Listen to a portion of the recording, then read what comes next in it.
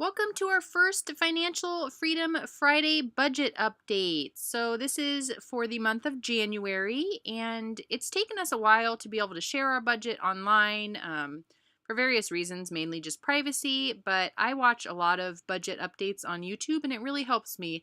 And I'll just say Jackie from Gazelle Intense, she has an Excel tutorial below, but that's how I made this budget on Excel.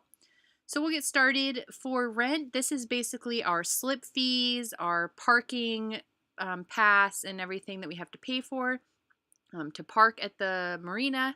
So that we budget $700 and usually go under. The boat payment. Now, we have a separate spreadsheet that we use for our boat payment and our boat loan.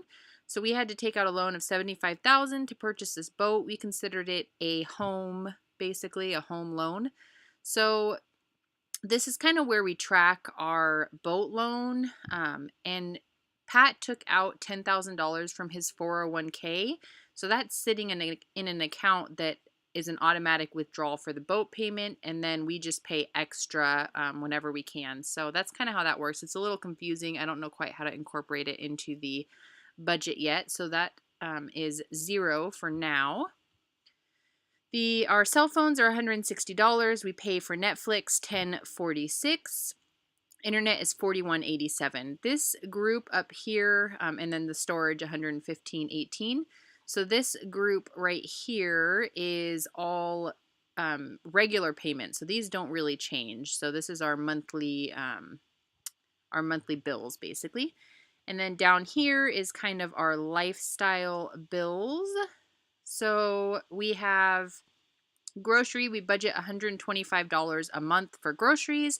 We did go over. I am really trying to focus on the grocery and alcohol categories to try to stay in budget. So we did go over $52.28, but that is a lot less than we usually go over. So proud for that. Alcohol, we budget $50 a week. And again, we did go over a little bit. You can see over here I itemize everything. So this is kind of our groceries. We go to the grocery store usually every week. And then alcohol, if we were to stick to the Sam's Club 30-pack and a bottle of vodka or gin, it's about $40, and we would stay in budget. But these runs to the ABC store where we buy a 12-pack are really killing us. So we are trying not to do that anymore. So that's groceries, alcohol, household. We went way over in household. So we're getting used to the kind of bills that we have on the boat. We do have to go to the laundromat occasionally. We have to fill things like a propane tank. I did buy vinegar because we make a lot of DIY cleaners. I bought a big thing of Castile soap, and we have to get cocoa peat now because we have a composting toilet. We needed a rope for something on the boat. We bought an HDMI cable set, and we went to the laundromat again. So I don't think it'll be quite as much next month, but I did start budgeting $75 a month for household. Pets, we had a little bit left. I spent $41.25. I had to get, we bought some rope so that I could make some leashes at home, and I'm actually going to start trying to sell those on an Etsy shop. And then I needed cat litter, cat food, and bird food. Didn't need any kind of bus fare this month. Didn't budget for it. I knew I wasn't going to need any. Medical, we budgeted $20 and didn't spend any, so that went into a sinking fund down here just in case any kind of medical emergency pops up. Pat gets $40 in spending money. He spent that. I get $20 and I went a little bit over. For fun money, that's like eating out or anything we want to do. For fun, we budget $200, which has now been decreased to $150, but we budget $200. We did go over a little bit. The last run to the laundromat, we were starving and went to Taco Bell, so that's why we went over. And then this looks a little confusing. Something was a little bit different this month, and I'll explain later, but so So that's fun money. Jared fundraiser. Pat has 2 kids, and his son wanted donations for a fundraiser for his robotics team. So we donated to that. And then this right here is something that was a little unusual. As you can see up top, our budgeted income was a little higher than what we had budgeted, and that's because Pat got a check for a settlement from an old company that he worked for. So this was the amount he got. It was awesome. We were not expecting it. Perfect timing because we needed some stuff for the boat. But basically what we decided to do with that was 50% of it went to an extra boat payment. 20% went to some boat items that we needed, some project items. 10% went for Pat Fun.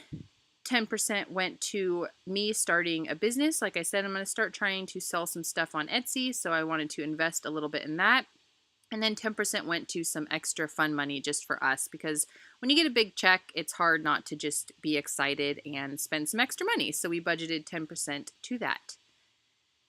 And then this is our debt. So we have the boat debt, which is the balance is right here. And then I have some debt to my dad for school. So I was lucky enough that my parents were able to, I was able to take out loans with my parents for school. So this is a 0 interest, simply because it was for school. So I'm not as worried about paying that off. So we just pay $100 a month to that. And we actually paid $125 by accident this month, but that's okay.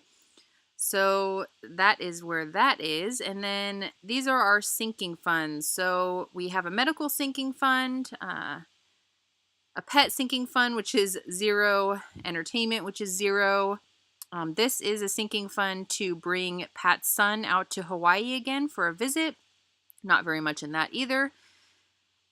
The insurance for the boat was a lot more than we thought it was going to be. So we have a sinking fund for that. So $250 a month goes into a savings account so that every year we can pay it in full.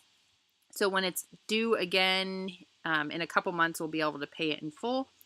And then we have a gift sinking fund. So $50 goes into our savings account, basically a sinking fund for gifts. So Christmas gifts, birthday gifts, anything like that.